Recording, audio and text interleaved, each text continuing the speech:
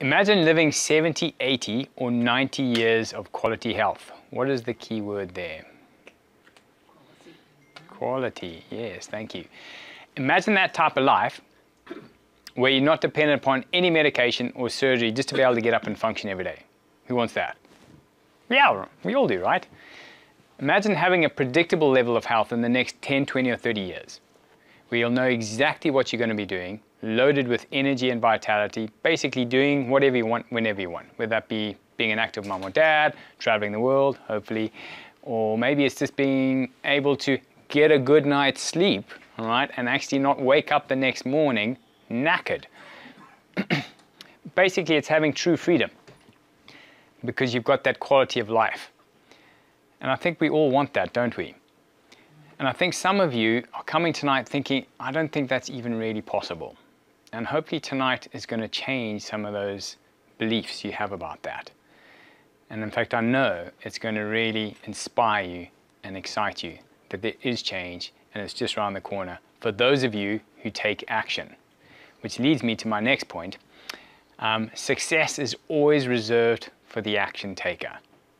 And the fact that you're here tonight, it's already the first step that you've taken, an action step, to learn a little bit about how you can start to sleep better. So congratulate yourselves, give yourself a pat on the back for taking the first step. Okay? Success is always reserved for the action takers. Well, think about it like this. If you've got two people, one of them knows everything about exercise, the other one actually goes to the gym, who do you think is going to get a better result? The second person, right? The person who doesn't know anything about it, but just goes and does it, all right? So hopefully tonight, though, that will inspire you. But the fact that you're here tonight means already you've taken that first step. Well, welcome everyone. I'm Dr. Neil Thompson, and I'm a wellness expert, and I'm boldly stepping out to try and change the health system, because what we really have at the moment is sick care.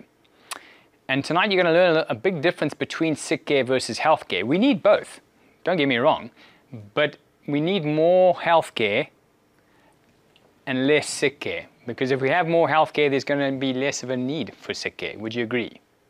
Yes? Yeah, absolutely. Okay. In the next few minutes, you're going to discover some of the most powerful, effective ways of getting healthy and staying healthy. I'm going to share with you some information that's going to help you understand how you can start to get a really good night's sleep, how you can have more energy, become pain-free, reduce sickness, and dramatically reduce your chance of ever having to have a surgery or developing a chronic illness. And there's some fundamental principles as to why I can say that with absolute confidence. And you're going to learn about those tonight, as well as obviously how to get a better night's sleep. Is that fair enough? And the reason why sleep issues I think is so important is, let's be honest, if you don't get a good night's sleep, how well do you think your body can function and heal? It can't. Okay, you can have the best diet in the world, you can have the best everything in the world, but if your body, if your brain and your nervous system cannot sleep, it's going to create a huge amount of problems for your health, not just your sanity. All right? So it's probably one of the most important workshops, but it's also one where it's kind of a win-win for me, because if I give you so much great information, it's really going to be useful to you and you can take it home and it's going to change your life. Or if I bore you to death, you're going to fall asleep, and either way, I'm helping with the problem. Okay, so hopefully it's not going to be the latter though. But what we're really going to be focusing in on is, we all know this is not good when you see that on your phone, no energy. No energy is bad enough because we're busy, right? We've got things to do. And you can't function when you've got no energy. But sleep is so much more than about you being knackered and tired and not having energy to do things. You know, there's some serious things that can develop if you're not getting good quality sleep. And we're going to touch on some of those. I mean, obviously, some of the most basic things we're going to be looking at will be why you can't fall asleep, why you're struggling to stay asleep, or why your sleep is just poor quality. But then we're also going to look at specific issues like sleep apnea, thoracic outlet syndrome, and restless leg syndrome. Okay, but yes, we're also going to be focusing on how you can start getting better quality sleep, stay asleep, and get to sleep quicker. Now, when we're talking symptoms, let's call symptoms really another word for, or another phrase for symptoms are body signals. It's your body giving you a signal that something's wrong. So if you're not sleeping well and you're tired all the time, there's clearly something wrong. And you know, symptoms are really your body's way of asking for help. So if you're not sleeping well, or there's issues with preventing you from sleeping, there's clearly fundamental problems in the body. And this is the symptom that you're experiencing, but it's really a sign of a much bigger problem underneath. And our goal here is not to just suppress your symptoms. I could just go say, well, go take some sleeping tablets. How many of you have tried that already? But that's not going to fix the problem, right? Because you don't have a sleep problem because of lack of sleeping tablets, correct? Okay, correct, yes? Yeah, okay. So there's obviously something more going on. Because unless we address this, this will never really get any long-term benefit. And we want to make sure you guys get some long-term benefit and truly start to get well, not just suppress your symptoms. And the problem is that if we don't actually address the root cause of the problem, there's really a couple of other things that we can do. We can just ignore it. How well does that normally go for health issues in general? Not so well, right? In fact, I think the 5 most dangerous words in healthcare is maybe it will go away. Very rarely does it just go away on its own, all right? But even worse, we could be just trying to suppress it, suppress the problem by medicating it. And now we're actually creating an even bigger problem because effectively your body is deliberately giving you these symptoms because it's trying to shout out to you or gently whisper, something's wrong, get this fixed, don't just suppress me. If these fire alarms suddenly went off, how many of you would think it's a good idea just to disconnect the fire alarm? Well, get rid of the noise, right? But what's going to happen to the kitchen in the back, which has produced the fire in the first place? This is going to get bigger, right? So would you agree that your body is smart by giving you symptoms when it's not working well? Yes or no? Yes. Okay. Suppressing symptoms, do you think that's smart or stupid? Yeah, I know, I'm speaking very frank here, but it is. We've got to start to learn to take appropriate actions now to address the beast underneath as to why it's not happening. Symptoms are really telling us kind of in which direction we are going, but to some degree only. Let me explain. All of us are on this wellness continuum. We're either moving this direction or we're moving in this direction. None of us are static, by the way. Okay? So have a look at that and think for yourself, be honest with yourself, where am I? And the thing is that if you're heading in this direction, initially you're not even going to know it. That's the problem. Because symptoms only crop up when you're already halfway to major issues.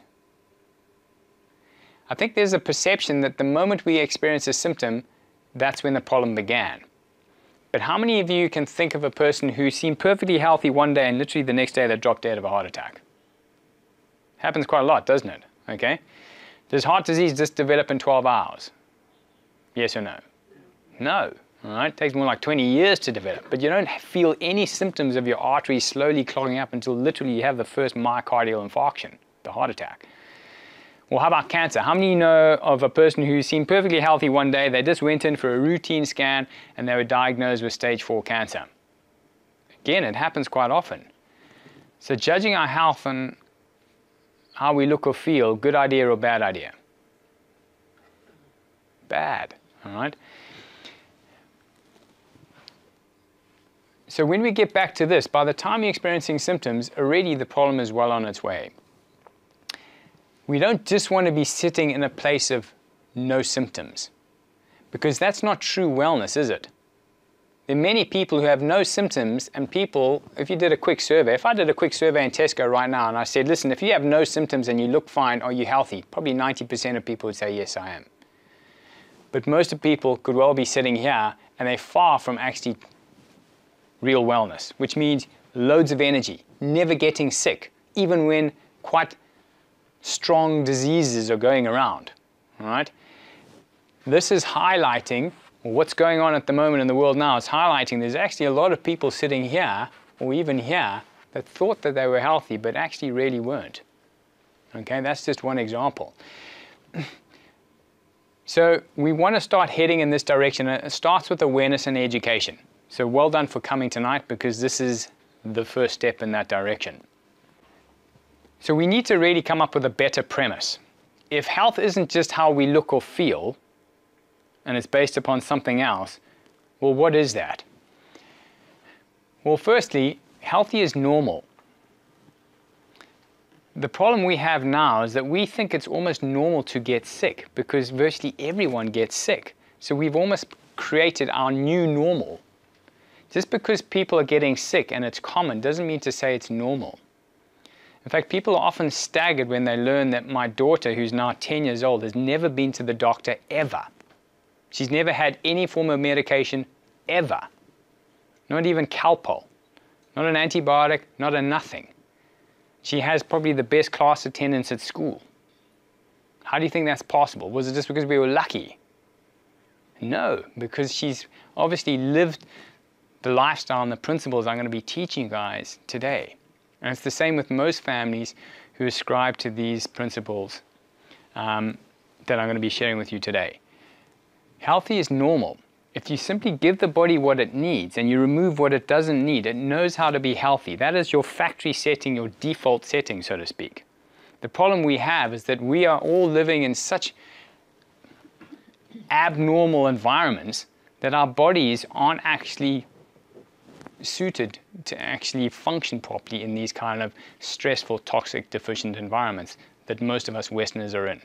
So unless you've got a true genetic problem, which is less than 5% of the population, by the way, for the rest of us, 95%, healthy is normal. If you simply give the body what it needs and you remove what it doesn't need. Your body is smart. Would you agree your body is smart? It is, right? Okay, it's very, very clever. It knows what to do if you give it what it needs. And your nervous system is the master system of the body. It controls everything in the body. So when your brain sends a message to your body, and then your body sends some feedback information back up to your brain, that is how your brain-body communicates and how your body is controlled. So for example, if you run up a flight of stairs, it's your brain that's telling your heart to beat faster. All right? So your brain is really the most important system in the body. And how does your brain send that message to your heart? Through the nervous system. Okay? So your nervous system controls every function in your body, from breathing to hormonal production to pulse, blood pressure, lung capacity, sleep, immune system, everything. So if your nervous system is functioning well, you're going to be healthy, guaranteed. Now your spine is the suit of armor that protects the nervous system. So if your spine is all out of alignment and your posture is all out of whack, how well is your nervous system going to work? Not great. All right? So your spine and posture are important, very important, not just mildly, just to prevent back pain and neck pain, crucially to enable your brain and body to communicate properly. And would you agree modern life is unnaturally stressful? Yes or no? Yeah. Even if you look back in the last 5 years, would you say our life is more stressful now than it was 5 years ago? I think that's a pretty easy answer, okay? All right, but even if you look back 20 years, you can definitely see we're in a rat race now more than ever before. We're now living completely unnaturally. We're living in a world that is completely different to that which we were created to live in. Genetically, you can argue that we're hunter-gatherers. How many hunter-gatherers are doing this at 12 o'clock at night, or even 10 o'clock at night? It's not happening. And this has direct effects on your physiology and your biology. We're stressed, right? We're very stressed. And technology is one of the biggest contributing factors to why we're so stressed. Technology was really invented to try and make our lives easier. But how many of you would agree that technology has just enabled us to do more in less time? And who wants to do more? Who wants to cram more in less time? How many of you think that's going to be a nice, relaxing life? It's not. But that's really what technology's done. So yes, and don't get me wrong, I'm not saying we should go live in the dark ages again, but we've got to learn balance. Okay, we've got to learn that it has serious impacts directly on our physiology and our well-being. There's really three main forms of stress that we in the modern era are being exposed to. Emotional stress, chemical stress, and physical stress, or thoughts, toxins, traumas, the three T's, all right? Thoughts, toxins, and traumas. And we're being exposed to this more than ever before in the history of mankind. Is it any surprise then that we now have more chronic disease than ever before? More heart disease, more cancer, more autoimmune disease, more chronic immune system problems, and. How many of you would agree on that? Yeah. Okay, IBS, almost every Tom, Dick, and Sally now has IBS. IBS is caused because of chronic exposure to stress. Your body isn't interested in digestive system function, immune system, or sleep, or reproductive system function when it's fighting lions and tigers, or when we're stressed. The problem is your body doesn't know the difference between an actual threat, like a lion, versus a perceived threat, like traffic, using your mobile phone at 12 o'clock at night. It's still a stressor to your body. Does that make sense? And the thing is we're now exposed to our stresses virtually every single hour of our waking day, whereas hunter-gatherers might only come across a lion maybe once every 3 months if they're unlucky. So we're constantly in this state of stress. And when it comes to our sleep, and in particular our circadian rhythms, so a circadian rhythm is basically a biological rhythm that your body develops as a result of night and day. So your body does different things at night than it does during the day. Different things get turned on, different things get turned off. And so when it's daylight and sunlight, white light, comes through your eyes, it hits your brain, in particular the pineal gland will now stop producing melatonin. Okay? Now, melatonin is the hormone that enables you to sleep well. Now, obviously, you shouldn't be sleeping during the day, would you agree? So that is why sunlight inhibits melatonin production in your brain. And it's that white light that's coming through your eyes that's inhibiting melatonin production. And instead what it does is it stimulates the adrenal cortical axis. Basically it helps stimulate your adrenal glands to produce cortisol and adrenaline, which gives you that feeling of being awake and alive and energy. Now, how many of you want to have that feeling of awake and full of energy when it's at night when you're trying to sleep? You don't want that, right? Okay, how many of you want to be feeling tired and lethargic during the middle of the day? You don't want that either, and that's because your circadian rhythms are all messed up.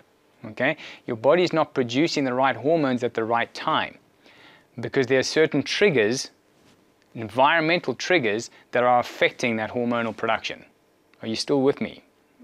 Okay, all right, so this is a typical circadian rhythm. Midnight, it's pitch black. Okay, we're actually normally in our deepest phase of sleep at 2 o'clock in the morning. Lowest body temperature 4:30, 6 o'clock, sun starts to rise. That's a sharp blood pressure rise. Adrenaline and cortisol starts to being released, which enables you to start to wake up. Melatonin secretion now stops because the sunlight is now stopping melatonin production. Highest alertness, and you can see how it carries on, okay? You can all read best coordination, fastest reaction time by 3:30, greatest cardiovascular efficiency and muscle strength, which is often why people go to gym at about this time, okay? Or Premier League football games or rugby games are played at about this time. That's why, okay? Highest blood pressure is about 6:30. So for those of you who have blood pressure issues, don't take it at 6:30 at night, it won't look so good, okay? All right. Highest body temperature. For those of you who've ever had fevers, have you noticed it's always worse in the evening? Yeah, because your body is supposed to naturally raise its temperature anyway. So if you've got an actual infection, it's going to be even higher at that point. Now melatonin secretion starts to be released because you're no longer getting sunlight anymore, no longer getting light in your eyes, And that now activates your pineal gland to start producing melatonin. But what happens if you now are sitting at 9 o'clock in front of the TV or the computer or staring at your phone, which is producing all that white and blue light? What do you think it's doing to your brain? It's inhibiting it from producing melatonin. And then you're wondering why you're not getting good quality sleep at night.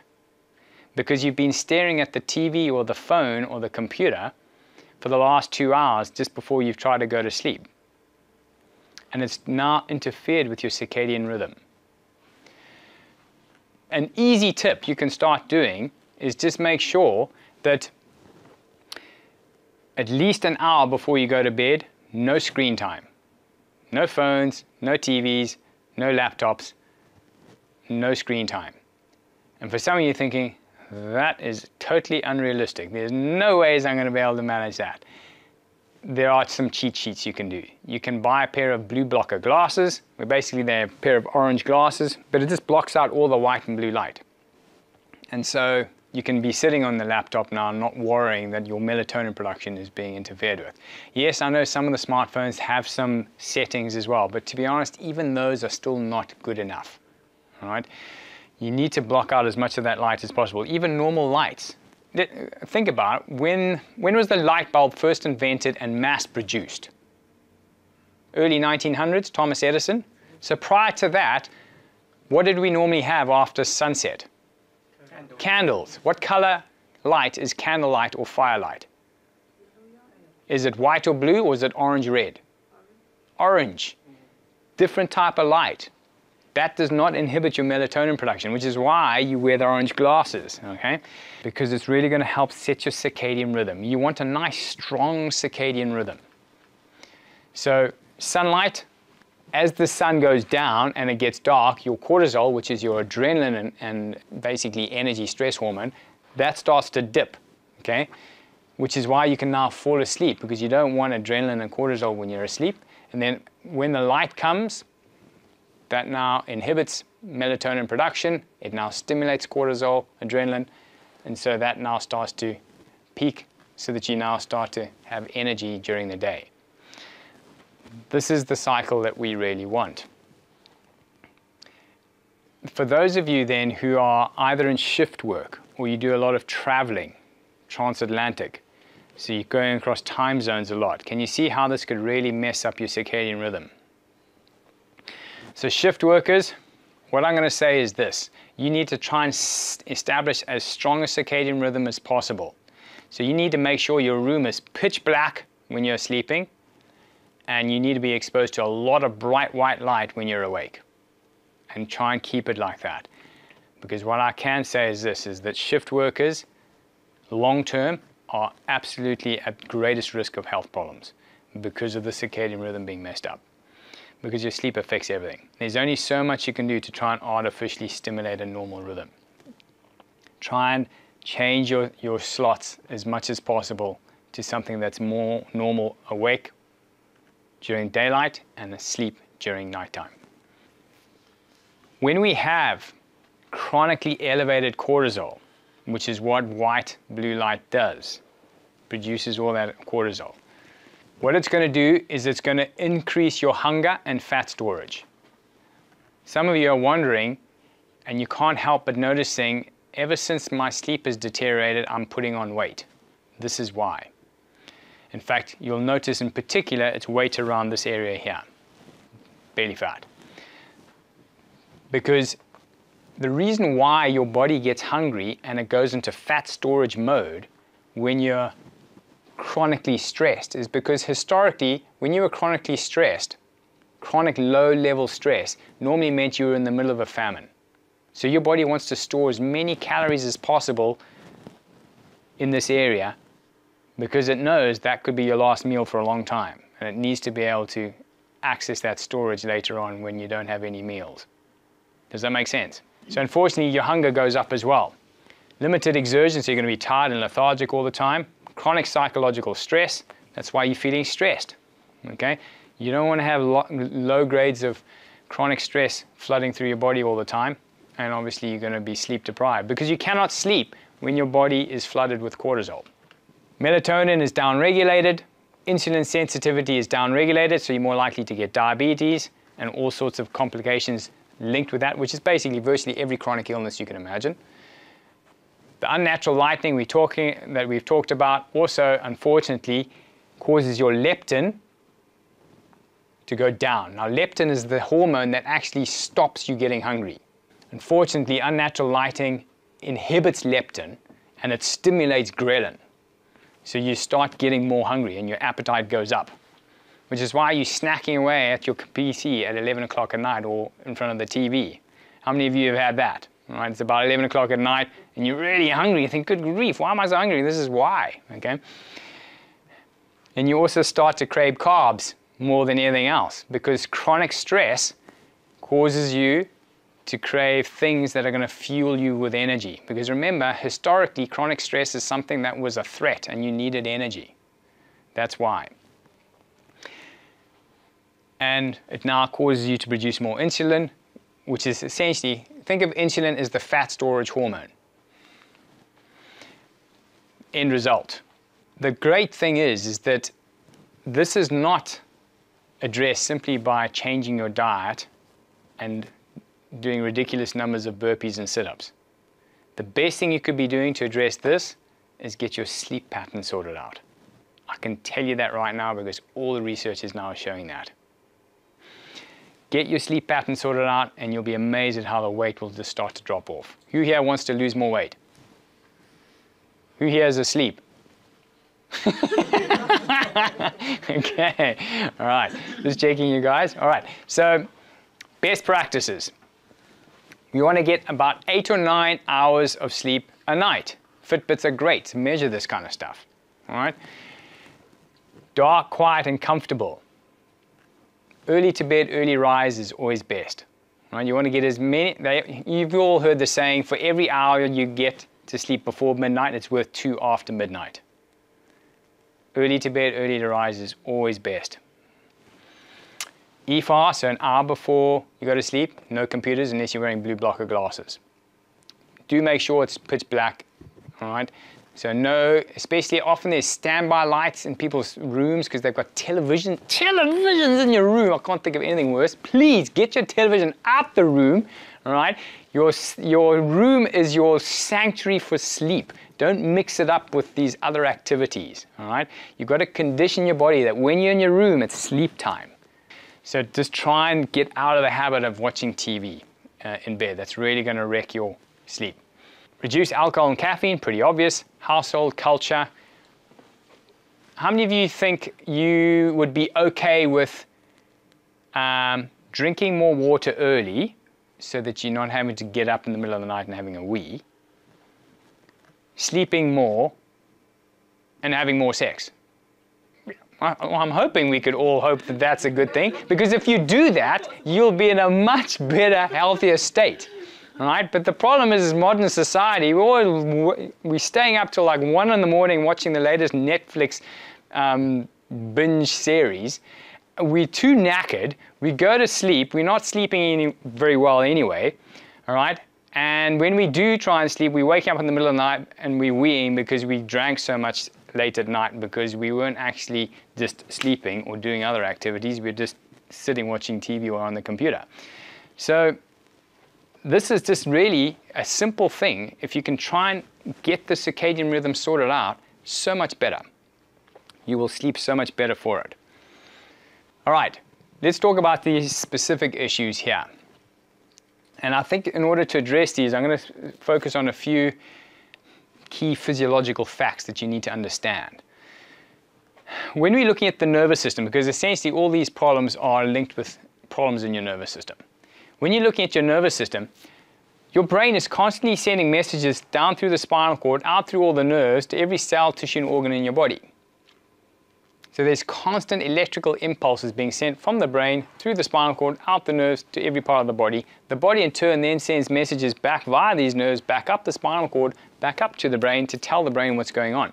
So there's this constant communication between our brains and our bodies back up to our brains. And it's electricity. All of it is electricity. Just like a power panel. All right? And unfortunately, when parts of the spine stop moving properly because we've sustained an injury or we've got bad postural habits and it causes the spine to actually shift out of its normal alignment, or we're constantly stressed, which literally can pull the spine out of its normal alignment. Abnormal movement of the spine causes this part of the brain at the front here to not work properly. So if you think of the spine like a generator, and the front part of the brain called the prefrontal cortex is like a battery, the better your spine moves, the better the battery works. The worse the spine moves, the battery starts to go flat. Now this part of the brain here controls 5 key areas. So you should be thinking to myself, crikey, if this goes flat, what areas of my body are not going to work so well? Number 1, it controls the autonomic nervous system, which is all your organs. So I think that alone is pretty important to keep healthy, right? But it also controls your immune system, right? I think now of all times we can probably agree that a healthy immune system is quite important. Would you agree? Yeah. Okay. It also controls inflammation. So there might be some of you sitting here with chronic pain issues as well. This might be one of the reasons why, because this part of the brain now cannot regulate inflammation properly, so you're going to start to experience more inflammation throughout your body, and that's going to contribute to more pain, but also more chronic illness as well, because when organs become chronically inflamed, a lot of health problems can develop there too. It also controls endocrine function, hormones. So if your brain cannot regulate hormones, and what have I just been talking about the last 10, 15 minutes?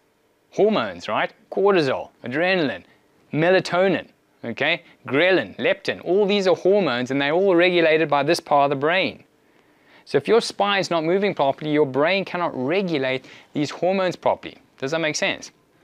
In addition to the fact that you're probably going to struggle more with menopausal symptoms and or infertility issues if you're a woman, and for a bloke, mood and other issues and sleep, okay?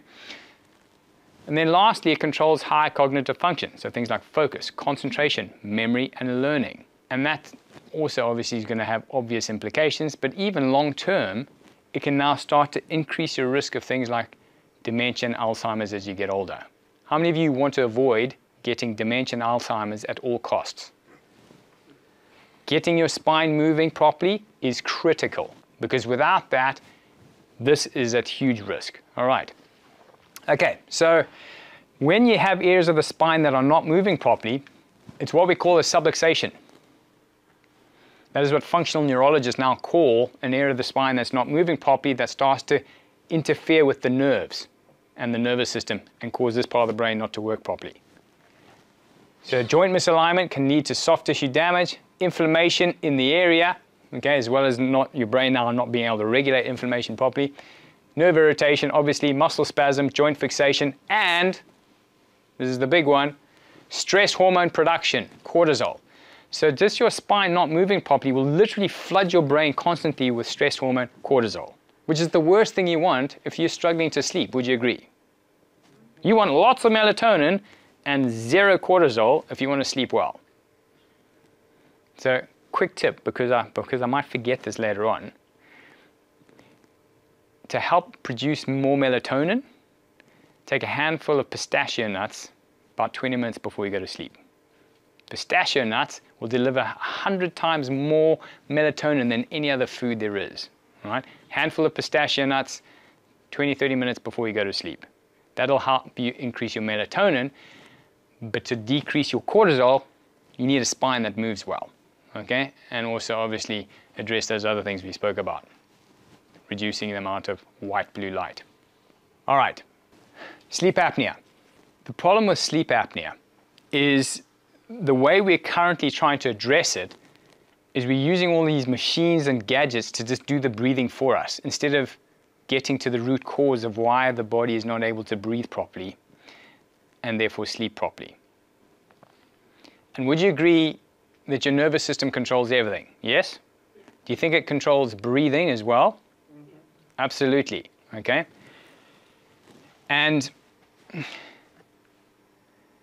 typically sleep apnea is always worse when a person's spine's not moving properly, and in particular, all of us should have a nice curve in our neck, arcing backwards like that. If I'm facing that way, you should have a nice curve like that in the neck. Right? If you were to x-ray me, you'd see a nice curve there.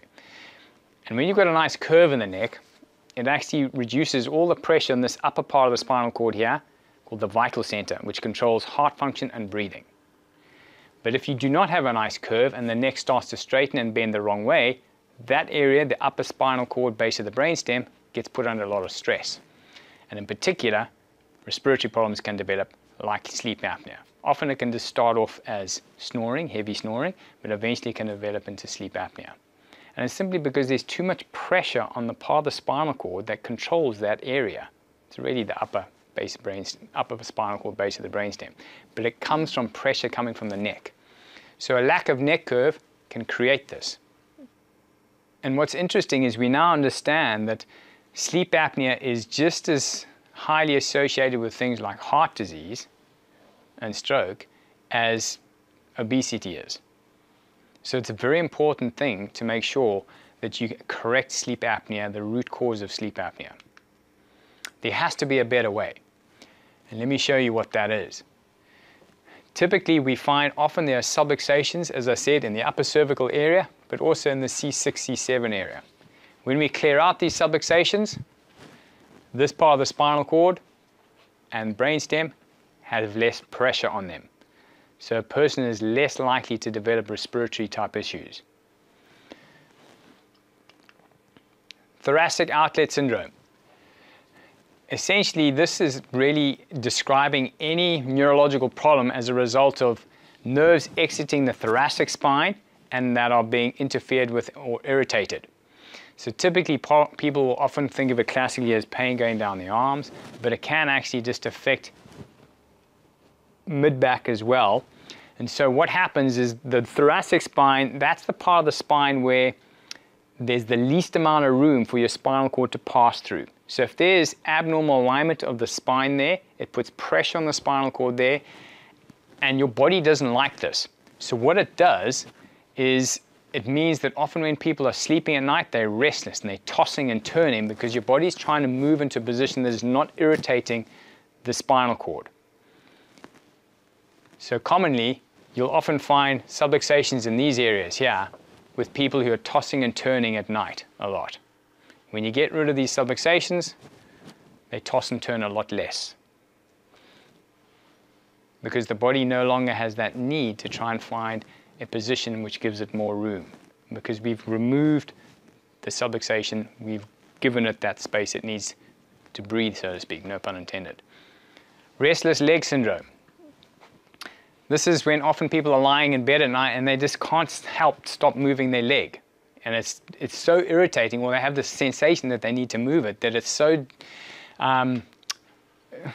it's so annoying that it's stopping them really sleeping properly. And it can almost drive a person absolutely insane and nuts. And often it's because there's subluxations in this area here, right, which are irritating the nerves that go down into the legs. Simple as that. L4 to L5 and S1 to S3. So lower lumbar and sacral area. Those are all the parts of the spine where the nerves go and supply your legs. So this is an X-ray illustrating a classic subluxation. So this is a person facing that way. Remember I said you should have a nice curve in the neck. So the neck is arcing backwards, so they should be on the red line. This particular person, the black dotted line is where they are. So you can see the neck is bent this way as opposed to being arced back like this.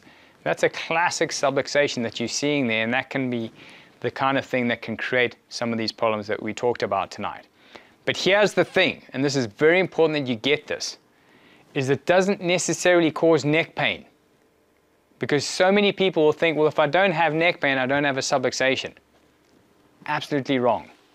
How many of you can feel your arteries clogging up with atherosclerosis? Or how many of you can feel a cavity in your tooth in its early stages? You can't. You're only going to notice it in its very late stages. It's the same with subluxations. You can have a spine riddled with subluxations and feel no pain at all. And this is where people mistakenly think their spine's perfectly healthy. So don't just judge your spinal health based on pain. Okay? Many people have no pain, but then I ask them, when was the last time you had a good night's sleep? Oh, geez, doc, I haven't had to sleep in about 20 years. And I'll show them their x-rays. Can you now see why? Okay. All right. So what are the causes of subluxations?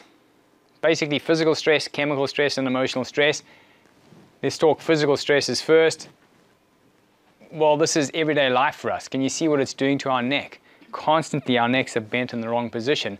This is constantly firing cortisol, stress hormone, up to your brain, not only from the screen, but also from the subluxation that you now have in your neck, because you're on this damn thing for 2-3 hours every day. All right? That's the average. That most people are on their phones now, and there's some who are going to go on it for 5 or 6, plus then all the time they're on a PC. And this is why we've got these problems. And that's why so many people now look like this or this. That's now the new normal. How many of you have seen like these pictures of these rock concerts in the 60s and 70s, and they pan the crowd, and you look at the crowd and you think, man, they look very different to how people look now today. A, they're all a lot slimmer by far, because this was pre-fast food, processed food. But also, their postures are so much better than nowadays, because nowadays even you've got 14-year-olds who are looking like this. Postures that we only used to see in 50 or 60-year-olds. And it's because of the amount of time we're spending on technology. So unfortunately, it makes your head weigh a lot heavier when the head comes forward like this, much heavier. So if you all hold the bowling ball close to your chest, it's reasonably easy to hold, right? But if you hold it out here, it feels much heavier, doesn't it? Your head weighs about the same as a bowling ball, about 12 pounds. As soon as it starts to creep forward by about an inch or two, it weighs 32 pounds, 42 pounds. And all that is stress load on your nervous system. And what does stress to your nervous system cause? Cortisol. What does cortisol do to your sleep? Trashes it, okay? All right, so 3 steps to correct the cause. Firstly, we want to break the bad habits. Then we add the specific exercises to help counter some of those just things that we have to do as Westerners now. And then chiropractic adjustments are going to help remove those subluxations. So, firstly, we need to start getting adjusted to get rid of those subluxations if you have any. Now you can start to sleep well when you then implement some of these other lifestyle things. We all know what life is like when we're running on empty, okay? You feel like you're barely making it, and you shouldn't have to live like that. You know, who wants to live on full power? All right, if you want to live on full power, if you want to get that energy back, you need to get your sleep back. If you want to get your sleep back, you're going to have to address those key things that we spoke about. Get sorted out with the blue blockers. No computers before you go to sleep. Sort out the diet as well, because also if you start eating late at night, that actually inhibits also the melatonin cycle as well. Address your stress as well. All right, make sure your room is as calm as possible, and get rid of the subluxations if you have any. So how do you know if you have any subluxations? There's really 4 objective criteria. Palpation. Chiropractors spend 6 years learning how to feel people's spines. We can feel where the spine is stuck, it's not moving properly, and where it's going to be causing problems to the brain. So that's an obvious one. Posture. Posture is the window to your spine. Postural abnormalities are normally the earliest indications of subluxations, because as your posture is off, so your spine and nervous system is off as well. So much can be read into posture. I don't have time, but I mean really, just go home and look at your family members. How many of you have noticed that when they're standing, one ear is lower than the other one? Or one shoulder is lower than the other one? Or you might notice that the middle of their head is not on the middle of their chest because they're doing this. Okay? Or they might notice that one ear is more noticeable than the other one. They might be standing like this. So you can see more of this ear than this ear because the whole head is turned. Or you might notice in their rib cage something like this. Can you see there's a bigger gap between here and here versus here and here? Because my whole rib cage is shifted. You'd be amazed how many people are walking around like that, right? Because they're full of subluxations in their spine. Or they might notice that when they're from the side, you should have a straight line that passes through the ear, shoulder, hip, knee, and ankle. So if your ear is now starting to creep forwards in front of your shoulder, you know you've got that anterior head carriage thing developing, right? The sort of Neanderthal man progression. Right? We want to nip that in the bud. You might notice that the pelvis is slumping forwards, all right, relative to the feet. It's not just going to increase low back issues, but it's also going to create stress hormone up through to the brain. So posture, obviously we can analyze it much more specifically, but you can even start checking your family members in on that. And then you can immediately be alerted to the fact they might have some subluxations. X-ray really is obviously the best way of being able to ascertain it. And also instrumentation. There are other ways that we can check for subluxation issues, where we can do EEGs, where we can measure the brainwave frequencies and how well the brain body is communicating. So these are all sophisticated machinery that we use as well. Bottom line is get checked. And I'd say the number one reason for health problems, the number one reason is procrastination. Absolutely. And the biggest thief of health is procrastination. And it's because we keep deferring things off. So if you want to get healthy, today's your day. Now's your opportunity to start to really get your health back on track, and it starts with getting your sleep sorted out. Thank you. You've all been a great audience tonight. I hope you sleep well tonight. Anyway, at least you've got a head start on what you need to start doing. All right, thank you very much.